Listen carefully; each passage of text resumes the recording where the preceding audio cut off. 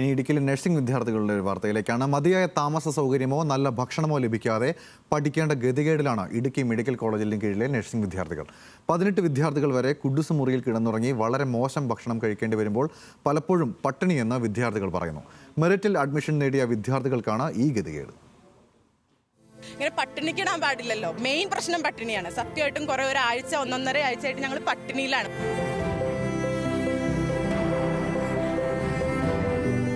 വൈകുന്നേരം ഭക്ഷണമില്ല. അത് മാത്രമല്ല, ഇവിടെ ഒരു പുറത്തൊരു കടയെ ആശ്രയിക്കാൻ പോലും ഞങ്ങൾക്ക് ഒരു സോഴ്സ് ഇല്ല. ആകെ ഒരു 2 കടയുള്ളൂ ഇവിടെ. അവിടെ ഞങ്ങൾ ഉച്ചയാകുമ്പോഴത്തേക്കും ഫുഡും വരെ തീരും. അത്ര പിള്ളേരും MBBS ആരും നഴ്സിംഗ് സ്റ്റുഡൻസും കൂടി വന്നു കഴിയുമ്പോൾ ഉള്ള ഫുഡും കൂടെ തീരും.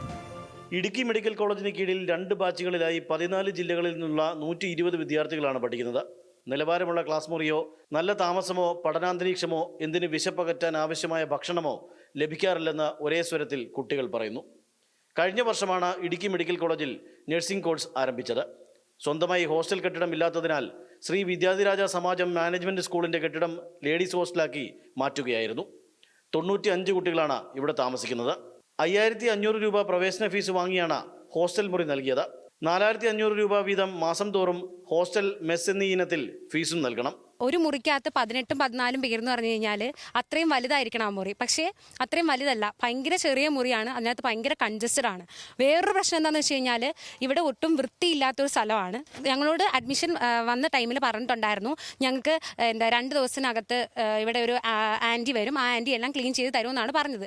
പക്ഷേ ഞങ്ങൾക്ക് അങ്ങനെ ഒന്നും തന്നെ ഇല്ല. അതിനെ ചോദ്യം ചെയ്തപ്പോൾ ഞങ്ങളോട് വാർഡൻ ഒരുമാതിരി മിസ്ബിഹേവ് ചെയ്യുകയും ഞങ്ങളോട് പറഞ്ഞത് എന്താണെന്ന് വെച്ചാൽ, നിങ്ങൾ നഴ്സിംഗ് കുട്ടികളാണ്, നിങ്ങൾ ഇതെല്ലാം സഹിക്കണം എന്നുള്ള രീതിയിലാണ് പറഞ്ഞത്.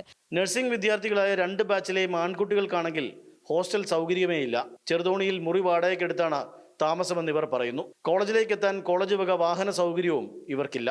ഗവൺമെന്റിന്റെ മെറിറ്റിൽ വന്ന ഞങ്ങൾ 5000-6000 രൂപ വാടക കൊടുത്തിട്ട് ഫുഡ് അവിടുന്ന് കിട്ടുന്ന ഫുഡൊക്കെ വഹിച്ചിട്ടാണ് ഞങ്ങൾ നിൽക്കുന്നത്. ഞങ്ങൾക്ക് ആവശ്യത്തിന് സൗകര്യം ഒരു നടപടി ഇതുവരെ ഗവൺമെന്റ് ഭാഗത്തുണ്ടായിട്ടില്ല.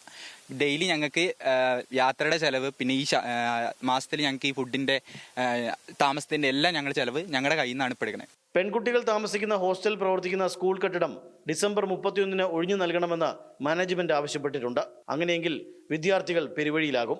സ്വന്തമായി ക്ലാസ് മുറിയും ഹോസ്റ്റൽ സൗകര്യവും ഉൾപ്പെടെ ഇല്ലെങ്കിൽ കോളേജിന് നഴ്സിംഗ് കൗൺസിലിന്റെ അംഗീകാരവും നഷ്ടപ്പെടുമെന്ന ഭയമാണ് വിദ്യാർത്ഥികൾക്കുള്ളത്. മന്ത്രി റോഷി അഗസ്റ്റിനും ജില്ലാ കളക്ടർക്കും അടക്കം നിരവധി പരാതികൾ വിദ്യാർത്ഥികൾ നൽകിയിട്ടും യാതൊരു പരിഹാരവും ഉണ്ടായിട്ടില്ല. പ്രശ്നപരിഹാരം ഉടനുണ്ടായില്ലെങ്കിൽ പരസ്യമായി സമരരംഗത്തേക്ക് ഇറങ്ങാനാണ് വിദ്യാർത്ഥികളുടെയും രക്ഷിതാക്കളുടെയും തീരുമാനം. ന്യൂസ് മലയാളം, ഇടുക്കി.